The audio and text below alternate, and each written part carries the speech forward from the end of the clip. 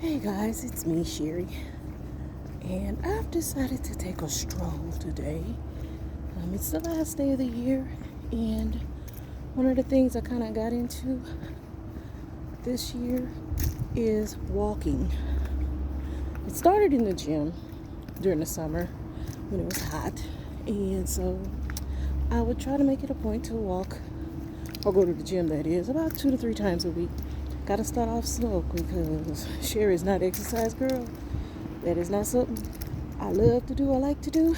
And so, I was dipping my toe in the water, and so I got up to the point where I could walk 30 to 45 minutes at about 3 miles an hour. And I started doing some, I don't want to say weights, but, trying to build up my body again after being sedentary for over 4 years, because back in 2019 when I left my job and then the big pandemic hit like a few months afterwards, so I went from working full-time job and working my t-shirt business to sitting at home all day. Literally started working from home. That didn't help because those jobs required me to sit for 8 hours a day in front of a computer. And since I didn't leave the house to work, I didn't have to walk from a parking spot to an office or, take a walk in a building or anything like that. And I'll be honest, the pandemic had a little fear in me. I'm not going to kid y'all.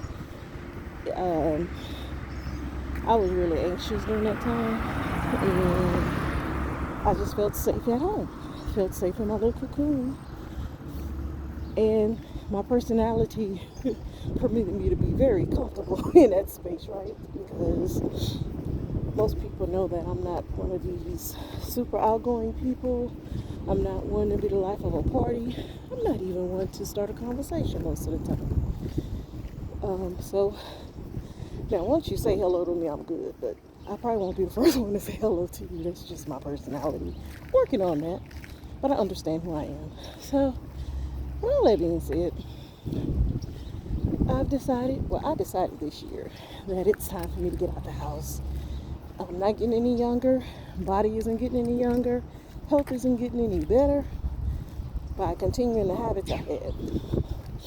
So, of course, I've decided to start with moving my body. And one thing I'm really beginning to understand how important it is to really move your body, because it literally gave me better health this year. It's a long story of my health journey for 2024. One day I might talk about it. Right now I don't feel like it, to be honest with you. But I've just learned this year, literally by me getting out, taking walks, whether it's here in the neighborhood or at the gym, really helped me health-wise more than I ever thought it would. Because you kind of think to yourself, oh, just taking a walk, that's not going to do anything. Yes, it does. And honestly, for me, it was quick. So just me getting out the chair, my favorite recliner, if anyone knows my recliner, getting out that recliner, taking out a half hour, 45 minutes, a couple of days a week. I know they tell you, 30 minutes, 5 days a week. I was only doing 2 to 3, to be honest with you guys. And I saw the results. And so, I'll be honest, holidays, I slacked off. I'll be honest, I have not been to the gym in about a month. But the cool thing is the weather, for the most part, was so pretty like it is today. The temps are like in the low 60s right now. It's cooler than I thought it was. I wish I had a little jacket, but I'm okay. I've taken to walking in my neighborhood, in the next neighborhood, and getting to see, how people decorated their houses for the holidays, just getting in some fresh air versus, going to the gym. So this year, I decided to take control of me. I'm bringing that into the next year. And since I'm taking this walk, I'm getting some time to think about and reflect on my year and, everything that I've been doing and things I said I was going to do and I didn't do. But I've decided, I know people use this term a lot, give yourself grace. I'm going to give myself a little bit, because the truth of the matter is, what we make a priority is what we do. And one of the things I realized is what I thought was a priority for me was not a priority for me. Living a vibrant, healthy life in my mind, oh yeah, I want to live a long, satisfied life, but my actions weren't reflecting it. So also this year, I decided, since the year over, that I was going to be true to myself, be real with myself, and say, hey, Sherry, you say you want all these things, but what are you doing to get them? So I had to ask myself, how bad do I really want these things? Do I want these things because I'm supposed to want these things? Or do I want these things because they really matter to me? So I would advise, on this final day of the year, take a moment to reflect on what you want, what you don't want, how you want your life to go versus how it's going. I'm turning around, I ain't going down there. And really be honest with yourself and ask yourself how serious you are about your life, things you claim you want in life. Because it's okay if you said you wanted something and then when you reflect, you realize you really did want it. And that's one of the things to fight through, is like a guilt of, oh, I really don't like that. Oh, I really don't want that. I don't want that for me. Why I keep putting this on my resolution list? And at the end of the day, I really don't want these things. I want something else. So I've decided in the next year, there are some things that I know I need to do because I'm grown, and you just got to take care of yourself and your family, But outside of that, I think I'm going to start looking into what made me happy as a kid. What did I like to do as a kid? What piqued my interest as a kid? That kind of thing. So yeah, I have a feeling this car over here, they're doing YouTube or something as well. But anyway, so that's what I'm going to do. I kind of started about a week or two ago, but Sherry, what would wake you up every morning saying, okay, I'm excited about doing this? Even on those mornings you don't feel like it, what will make me still do it when I don't feel like doing it? So on the personal side, I'm going to look for those things that made me happy when I was a little kid. And I'm going to just give you guys a couple of hints. I was an avid reader. I was that nerdy kid that went to the library during the summer to check out books. For those a little younger than me, there's these places called libraries, and it had these things called books. And in order to read something, you had to check out this paperback or hardbound thing with words in it, and it's called a book. I use I use Kindles now, but just kind of helping you guys, those that don't really know what a library is, because libraries aren't talked about like they used to. Let's be real. Everybody does everything on the internet. I'm guilty. Love the internet. And when you're an introvert like me, you definitely love the internet. Google has been my best friend. ChatGPT, all that stuff, right? Anyway, back to the topic. So that's one of the things I used to like to do, read. Why did I like to read? I like to read because I am an information junkie, to put it lightly. So I like to read just to learn new stuff. And the second reason why I like to read is, especially if you're reading fiction, even sometimes nonfiction, it helps you imagine. it gets your imagination muscles moving and working. Because when you're reading a book, the ones without pictures, when you're reading a book, you have to visualize the story in your head. And now that I'm talking about that, that may be part of the issue that I have in my life right now. Because when I was younger, I used to be able to create these imaginary lifestyles and these imaginary things where I saw myself, in these scenarios, to where I really haven't been reading. So that imagination muscle, that visionary muscle, I have not worked in years. At first, I stopped reading really because, one, I felt I didn't have the time, and two, I felt like I didn't have the time. So now that I'm chatting with you guys while I'm taking this walk in my neighborhood, is reading may be the key for me to get back and to help me visualize what my future will be. Because at this big age I'm at right now, I never saw myself being a 55-year-old person. People don't get it, but I literally didn't see me being this age. Honestly, I didn't see myself being this age for like 20 years. So in other words, after like the age of 30, I struggled with what I was supposed to do, who I am and all that, because I never saw myself at this point in my life. I just didn't. I don't know why I thought I wouldn't be here. Weird.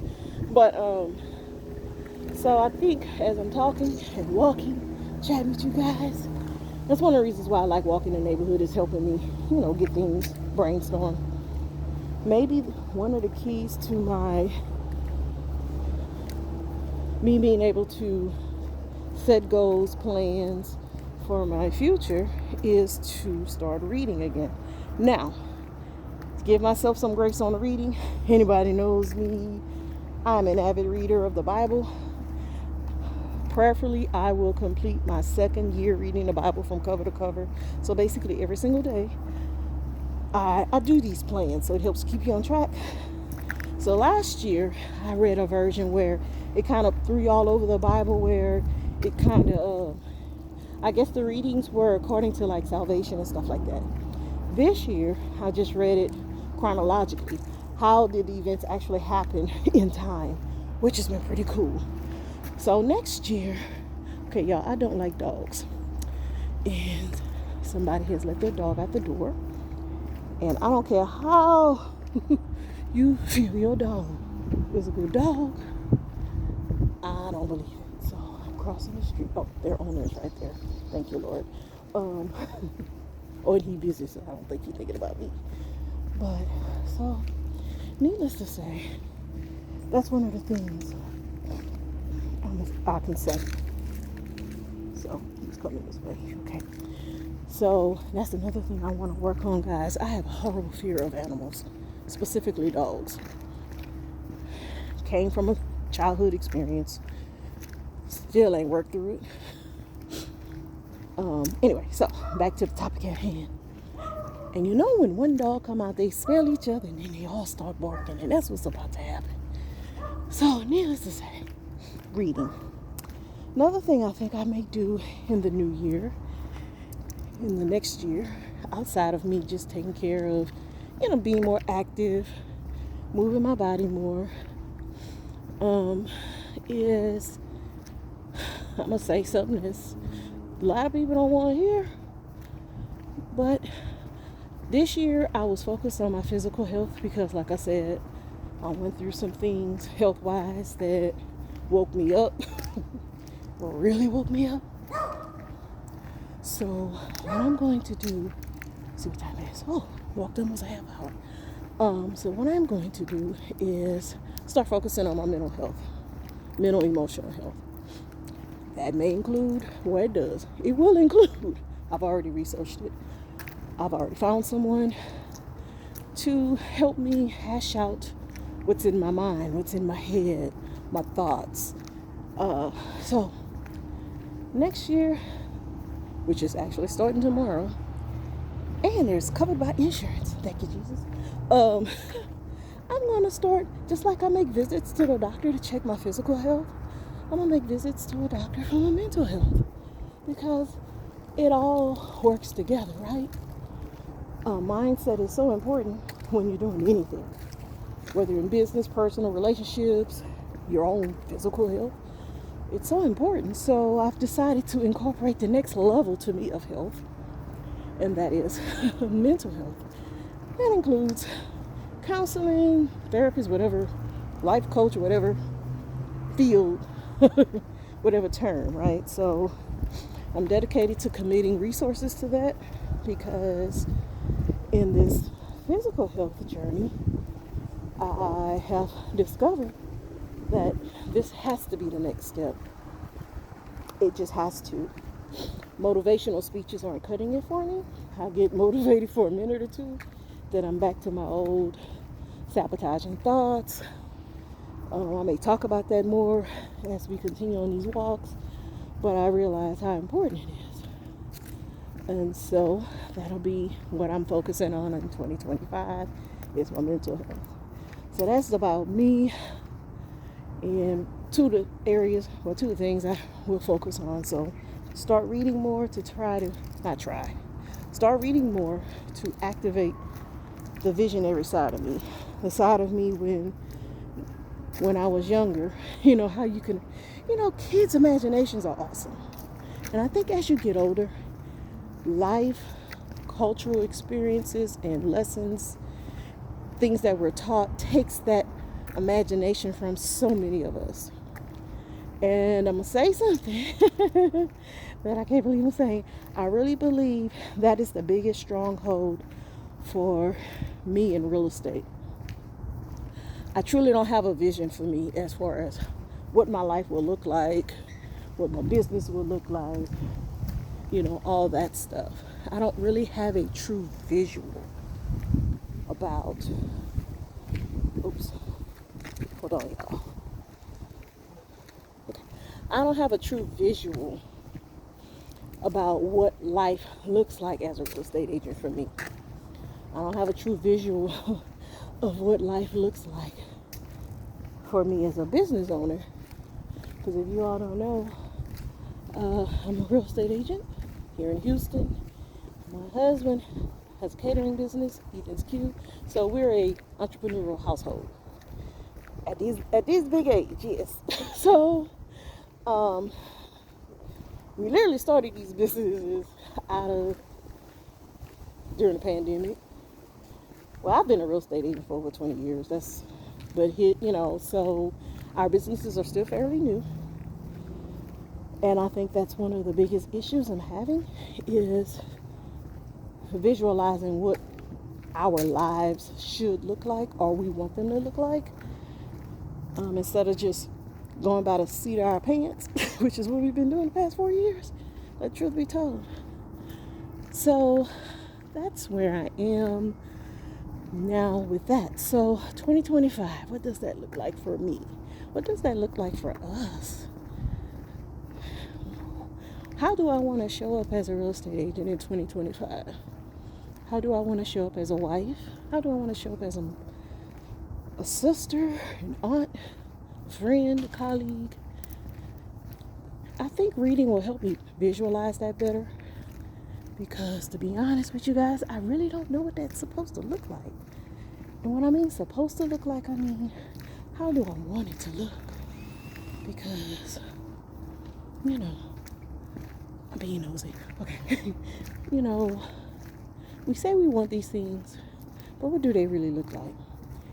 I can go off of what I see other people's lives looking like from the outside, of course, because we'll never know everything. Or I can get to the business of visualizing what that life will look like for me as an individual, as well as for my husband and I as a couple. So one of my other passions, I was talking about what I liked as a kid. So one, of course, reading. Two was fashion. I was that kid, and I know people got talked about for doing this, but I was that person that would sit in church and watch all the outfits all the ladies were wearing. And some of the men too, with the suits. So it's kind of boring to me because they all tend to look alike. But just because the truth of the matter is, I don't know, I grew up in a small town. and everyone dressed up to go to church on Sunday. So Sundays were like a fashion show. Even though our church started at 7 in the morning, you took your time and got dressed to go to that 7 a.m. service. And I would just watch all the ladies and what they would wear. And, I was just fascinated with fashion. I was fascinated with the colors, like the hats and the suits and the shoes and the handbags. Because back then, your handbag and your shoes matched. And if you had a belt, that matched too. So I was so fascinated with that, guys. And to the point where I come from what we call a sewing family. So everybody in my family had to learn how to sew. I was damn good at it. I was making clothes for other people and getting paid in middle and high school. So I loved that. And that was one of the things that, every time I would see something, I'll never forget in elementary school. I was in the 4th, 5th grade. And my, I'll never forget this. So my grandmother had recently taught us how to knit. And my aunt had a baby. I think it was Nicholas. I don't think it was Jamal. I think it was Nicholas. Or maybe it was Eric. It was Eric or Nicholas, one of them. And so I just thought it'd be a cool idea to knit the baby a little sweater, right? Now, I had no pattern. Y'all, I kid you not, I remember the color of it. It was green. We had some green yarn at the house. It wasn't quite an army green. I just remember, I remember the color on yarn. It was green. I remember it being green. And don't know where this yarn came from, but I remember it being green. And I took with my knitting needles and I knitted a full, like a baby jacket. So I thought. Now, remember, I was still in elementary school. I may have been, it was like 5th grade. So I was still in elementary school. And I was like, oh, I'm gonna knit this jacket. I knitted the whole thing, y'all. Sleeves were even, bottom was even, no pattern at all. Kid you not. All I knew in my head is what I wanted to knit. Didn't know how to make sleeves and stuff. Figured it out. Don't remember how, but I figured it out. Then, bring it to my grandmother and my aunt. I am so happy. I'm like, oh, look, I made him a jacket. What I didn't understand, they did, they appreciated my effort. They didn't tear me down about it, but they gently had to let me know that babies are bigger than baby dolls. So there was no way in the world this infant was going to fit in this little jacket. Maybe an arm, and that's about it. So, so basically I needed a jacket for a doll and not a baby. I ain't know. I thought they all about the same size, because if you were a girl and you had baby dolls, I thought baby dolls and babies were the same size. So, so just remembering that right now, y'all, is like, wow, sure, you. Because I was that person, I would just look at something and figure out how to make it. Suits. Taught myself how to put lining in suits.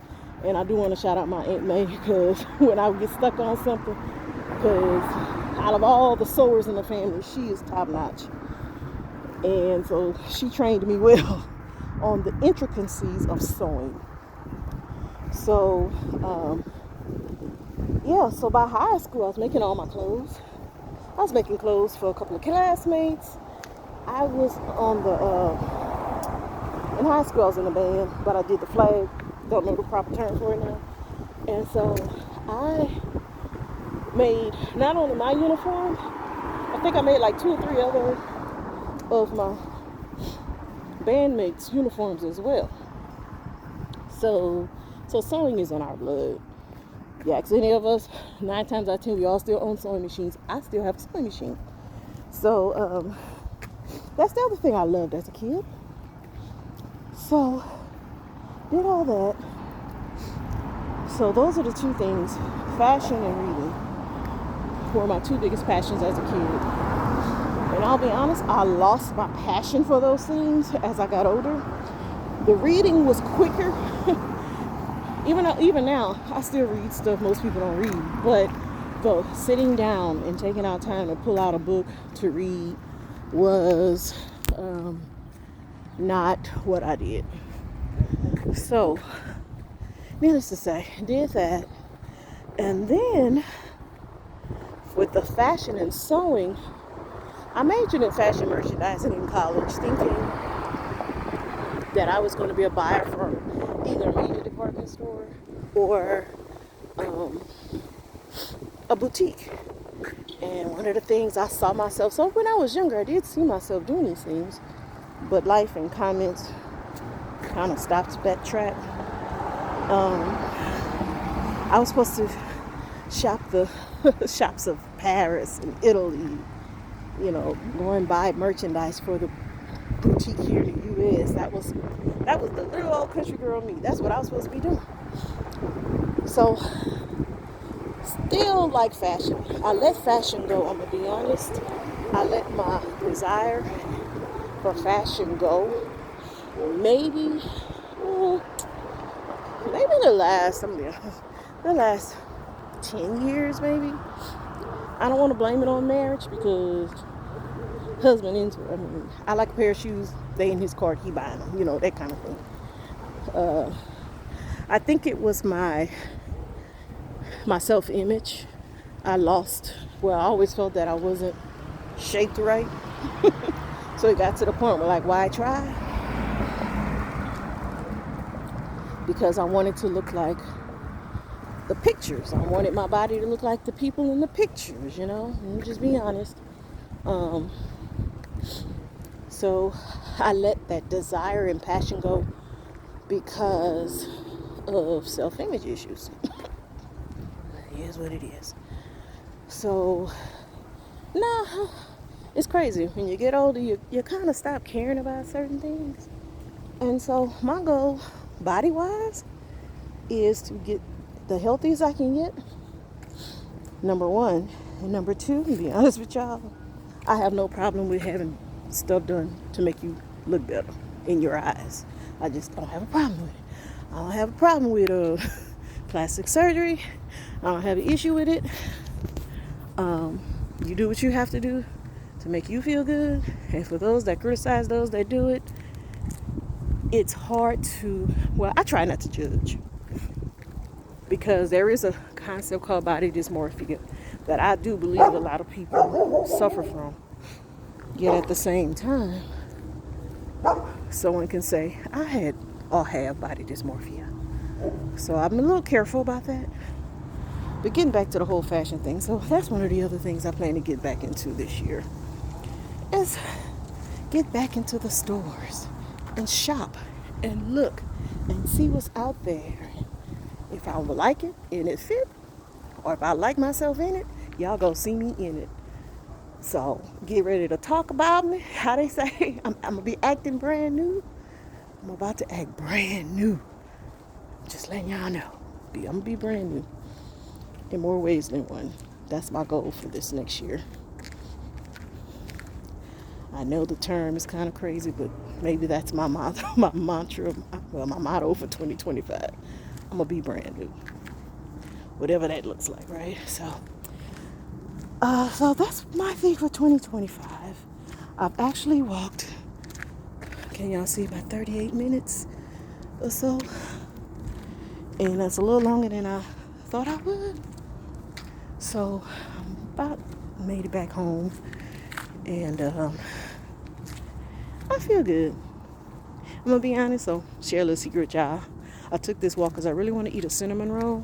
And since I haven't been moving around in the past week or so, I feel like if I took a walk, then ate the cinnamon roll, I wouldn't feel as guilty about it. Just the truth. So I want to thank you guys for joining me in my morning walk this last day of the year. And legs kind of tight because I ain't been walking.